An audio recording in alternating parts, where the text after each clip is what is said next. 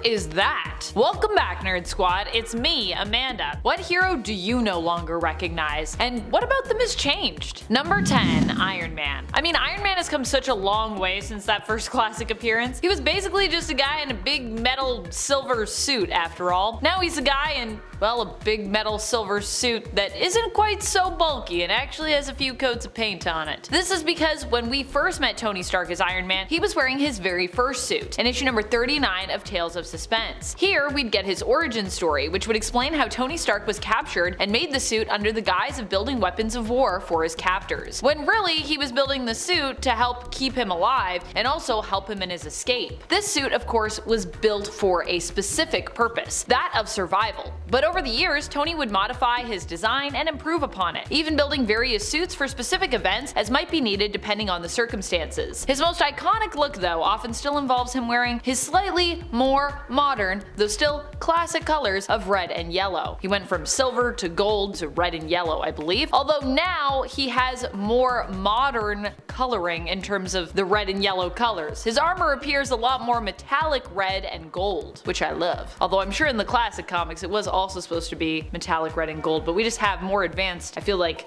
color tech in the future. Color tech. And friends, before I move on to our next spot on this list, if you love what we do here on Top 10 Nerd, and if you love hearing about some heroes that you might not be as familiar with or you might not recognize anymore, we also have a playlist where we show you some alternate versions, so go see some other characters that you might not know about now. Number 9, Green Arrow. Green Arrow literally looked like Robin Hood back in the day. Well, minus the now more Robin Hood style goatee that he now sports, because back then I feel like he was usually more clean shaven. Green Arrow is Oliver Queen. Technically his first appearance is no longer even the same Ollie that we have today in the comics, instead relegated to the alternate reality of Earth 2. But still, he was the original Green Arrow, and so if we are talking about classic looks in terms of first appearances, which is exactly what I'm trying to do here, Oliver has made a lot of progress in comparison to his first look and his first self. Currently, Oliver Queen in the Prime Earth main continuity of DC Comics has a much more modern look to him. Well, of course, like I said, minus that classic looking goatee and mustache combo, which is very Robin Hood to me. No longer does he wear a bright green suit with red boots and gloves. Instead, he wears body armor that, while still kinda green, is much more muted in tone, and sometimes he wears reddish bracers, which is kind of a throwback to the classic look, but even then, the colors are about where we draw the line when it comes to similarities to that classic look. Well, and obviously he still fights with the bow, because he is Green Arrow, but that I don't think will ever change. That would be weird if he was like, and now I'm Green Arrow, but I fight with a machete. I'd be like, that's really random, but alright. Unless it's a machete that he can like shoot like an arrow. Number 8, Thor. Thor has always looked super classic when it comes to his Norse heritage, but now he looks even more cosmic, despite really having always been, as the Asgardians are not people from the past but are instead considered to be aliens of a kind, simply posing as gods on Midgard, aka Earth, where humans once prayed to Odin and the others. I'm sure some still do, seeing them as godlike figures. I mean, in essence, they are still considered gods, but they're also aliens, because they're, cosmic, but also divine. I would say that over the years, Thor's stories and overall appearance and costume have also greatly embraced his cosmic origins more and more. Thor also made his first appearance in Journey into Mystery issue number 83, where he also looked a mite smaller compared to his modern day self. I feel like that Thor is so like, the Thor we have now is like, oh, he's like super deezed. And especially if we consider the Thor and Hulk crossover event Banner of War, Thor also hulks out here himself and even shattered the Bifrost again after becoming infected by Bruce Banner. So there he might look totally different, because you'd be like, what? Thor's the Hulk? What's happening? Number 7, Crimson Avenger. I mean, most people might not even recognize the Crimson Avenger just because they don't know him. He's quite a classic hero, appearing on what I believe was DC's second superhero team ever, the Seven Soldiers of Victory, which made their first appearance back in the early 1940s in Leading Comics issue number 1. Here, Crimson Avenger was Lee Walter Travis. He appeared here sporting a super form-fitting red outfit with a fin on top and yellow underwear over top, as well as yellow boots to match. This look would seemingly endure until Travis met his end in DC Comics Presents issue number 38. Here, the question of what happened to him would be answered, and we learn after being diagnosed with an incurable disease, Lee decided to don his costume one more time and sacrifice himself to save others. Now, while this might might sound like his original costume because it did sort of come into play super early on, his original costume, however, actually hails from even further back than the 1940s. The Crimson Avenger actually made his first appearance in the late 1930s in Detective Comics issue number 20. Here he sported a suit underneath a red cape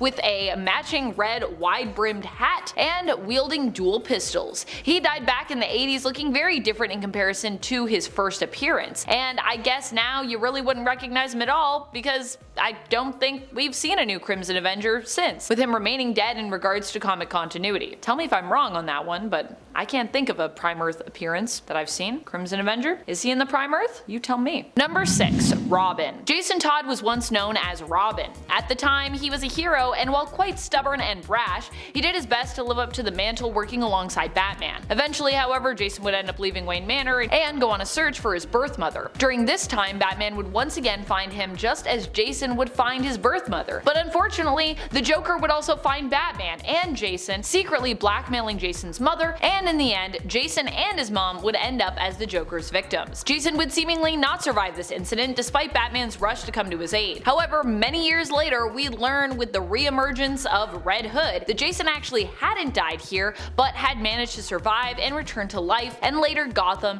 using his new identity, Red Hood. Gone are the days when Jason Todd acted as Batman's sidekick Robin, and in his place was Red Hood. At first a seeming villain, then an anti-hero who was unafraid to kill and fought with guns, and now currently a brutal vigilante who instead fights with a crowbar because symbolism. I actually really like Jason fighting with a crowbar, but I don't know, how do you guys feel about that? Number 5. Ikaris. If we compare Ikaris' first appearance to his latest appearance in the comics, you'll definitely see a pretty big transformation, if we're just going with that first appearance. Ikaris makes his first appearance in issue number 1 of the Eternals, and while his golden locks may stay the same, his outfit has developed a lot more since what we see him in that first issue. We see him both disguised in civilian clothes and basically potentially wearing a little loincloth and booties, if he's the man flying across the panel that I'm thinking of. I'm pretty sure that's him. That guy also has golden locks and a similar look to Ikaris, or at least the attire that he is wearing has a similar look. It's pretty limited though. Ikaris in modern comics, whether we're talking about Kieran Gillen's latest and greatest Eternal series or the AXE Judgment Day event, wears a lot more clothes now. Although I will admit, on that first issue of Eternals, there is a little picture of him in his outfit, so sure, but I'm more talking about what happens in the issue. His civilian disguise, the sunglasses, the hat. More recently as well, his adaptation in the Marvel Cinematic Universe has him looking quite different additionally, where he was played by Richard Madden, showcasing him as a brunette instead of the more literal golden-locked golden boy. That iteration of the character also wore more blue and gold than his comic book counterpart, who lately is often draped in blue and red colors. That's more Ikaris in the comics. I guess they had to get the gold in there somewhere, you know what I mean? Number 4. The Flash. The Flash is not even the same person as he was originally. He isn't even from the same Earth either. Initially, Jay Garrick was the Flash, appearing back in Flash Comics issue number 1. Later on, a new Flash would be introduced to us, and we learned that the original Flash, Jay Garrick, actually existed on another world, known as Earth 2. Barry Allen's Flash would first appear back in the 1950s in Showcase issue number 4, and would continue to be a recurring mainstay in the comics throughout his history, up until today, where Barry is still around even now, and for many people he's still the Flash. Today, however, the more prominent Flash I would say currently in comics is Barry's nephew, Wally West. That's my Flash, but you know, I respect people that prefer Barry. Wally West as well is a completely different person and also happens to look totally different in terms of his outfit in comparison to the original Flash, Jay Garrick. All in all, the Flash has come a long way throughout the character's history, and while these are just the 3 main Flashes, the Flash family would also grow exponentially over time. So while they all might not be known as the Flash, there are also just tons of speedsters who are related to the Flashes running around. In fact, we should probably do a Flash family attempting to explain video, or a Speed Force attempting to explain video. That in and of itself, that concept, very interesting. Number 3. The Wasp. You might not recognize Janet Van Dyne anymore because I feel like, well, it's been a minute since we've actually seen her as a hero in the comics. Correct me if I am wrong, because I really want to be wrong on this, as you know, I haven't read everything, but I feel like Janet has been missing for quite a while in the comics, unless I'm wrong. Which is kind of surprising, considering she was originally one of the mainstays on the Avengers. I've seen her appear as a friend to Jen and She-Hulk in her civilian form when she lent Jen an apartment, and I know she was dating Iron Man kinda recently, but that's about all I can think of when it comes to Wasp. And I mean, she's not dating Iron Man now because he was with Hellcat, I think, last I checked. What is Iron Man's dating history? It's so strange. Fortunately, Jan is getting her own solo series. Well, she's gonna share it, but you know, the Wasp is getting their own solo series. Possibly the very first Wasp solo series ever as of 2023, which seems crazy to me. I hope I'm wrong on that one. This series will be shared with Nadia Van Dyne, who is also currently known as the Wasp in the comics. Janet first appeared in issue number 44 of Tales to Astonish alongside Ant-Man, and since then has had quite the evolution when it comes to her look, ditching the Ant-Man coordinated red for a bright yellow and black suit. Nadia also is technically a totally new character who took up the mantle, so totally different person. Despite her full name, she is the daughter of Hank Pym from his first marriage, who grew up imprisoned in Russia. After escaping and coming to America, she learned that her father was dead, but Janet still lived. Bonding with her stepmother, Nadia was inspired to take up her last name instead, which she did with Jan's blessing. Also becoming known as a hero,